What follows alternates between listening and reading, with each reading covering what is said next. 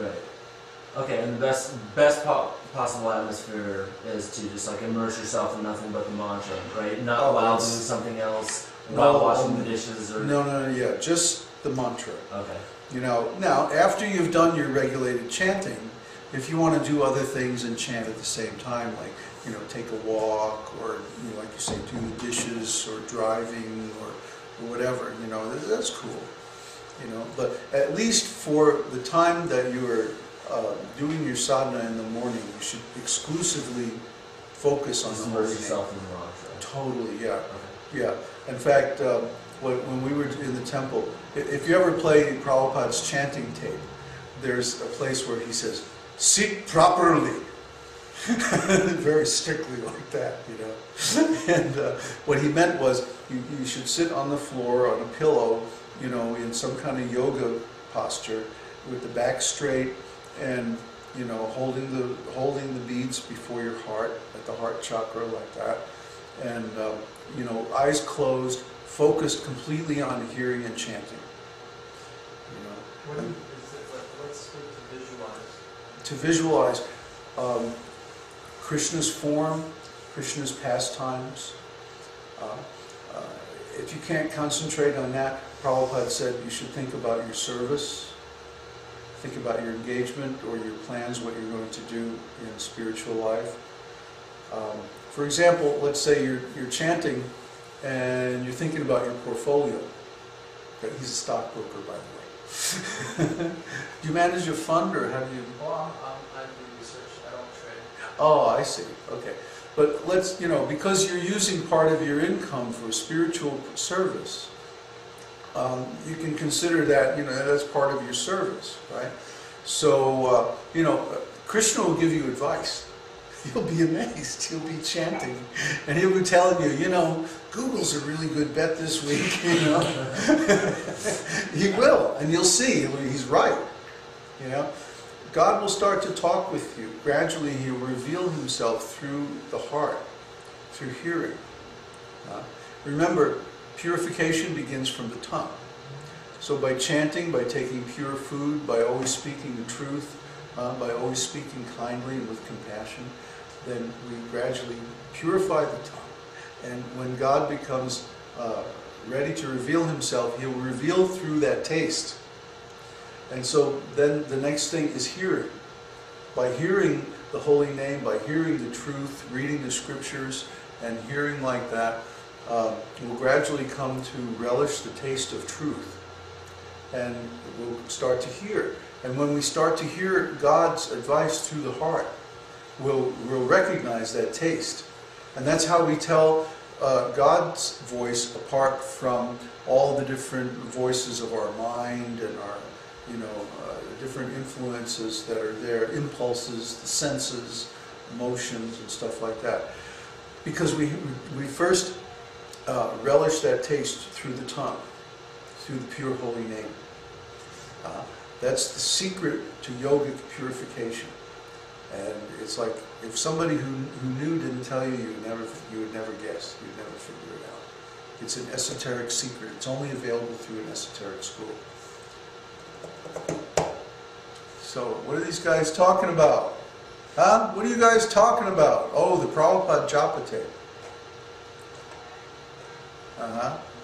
Yeah, it's there. It's on our esotericteaching.org/content/mp3/SP Classic. And there's also a website called Sit Properly, sitproperly.com. Check it out one of these days. It's all about chanting japa and, you know, how to do like that. Any questions from the internet, guys? Any questions from anybody?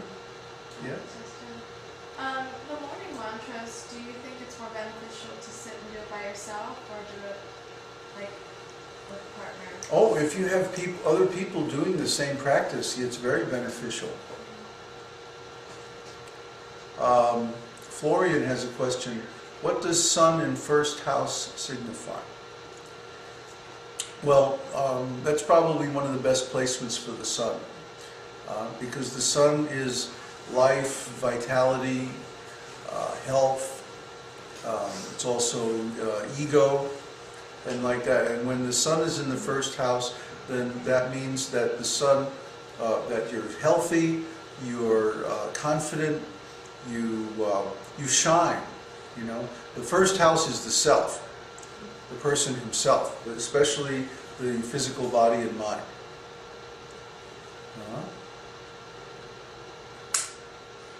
Oh boy. Who's asking that? Wait a minute.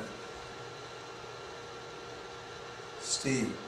Yeah, Steve, we're going to have to go over temporary benefics. I'm sorry. Parāśara really threw me a curveball, and the whole first 46 chapters of BPHS, he only talks about natural benefics, and then all of a sudden in chapter 47 he starts talking about temporary benefics. Threw me for a loop, man, I tell you. But you know what? It really helps to explain those people who seem to have moksha karaka but aren't able to do anything about it. So I've been,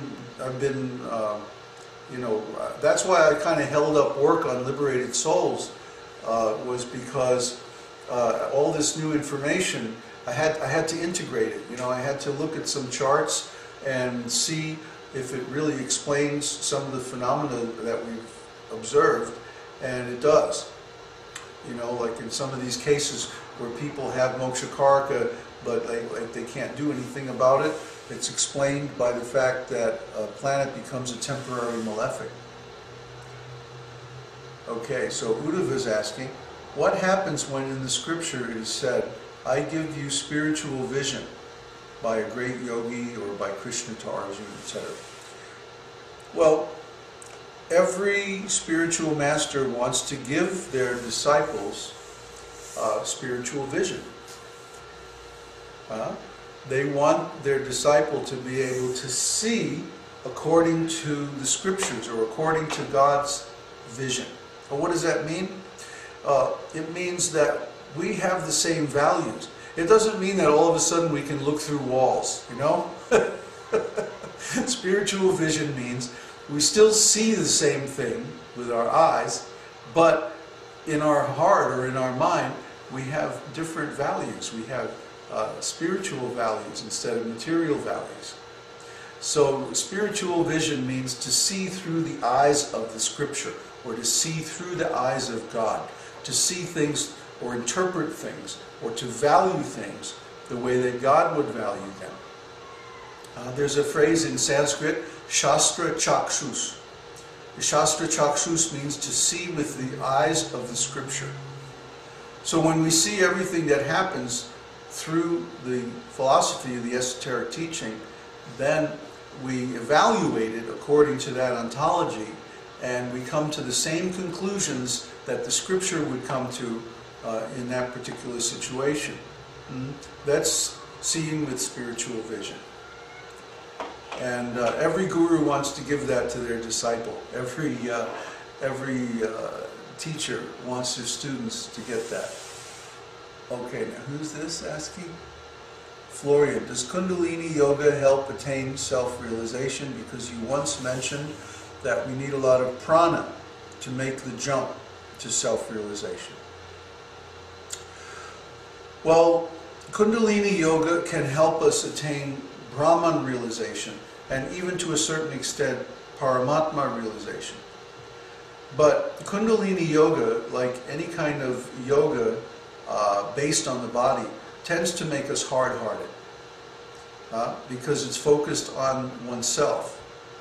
Only Bhakti Yoga, which is based on love, is based on service to others. So Bhakti Yoga softens the heart, and it develops compassion and qualities of loving kindness. All the other different kinds of yoga are basically about me, me, me. Me, I, mine, like that. But Bhakti Yoga is about service to God, service to others. So in that way, yeah, but Krishna, he's so funny. But Krishna wants that, huh? Especially at the stage when you become determined to attain realization. It's like all the service that you've done for the past year has given you a desire to attain. Isn't that a fact? Uddhava? Uddhava. Right. So that's stated in the Nectar of Devotion. Yeah, extreme desire. He can hardly, he's like jumping out of his skin, you should say. Yeah. There's a madman down the street that like screams oxygen, hydrogen. Yeah. Oh, we're gonna, this is all, I can tell this is gonna be a joke now in our school. But anyway,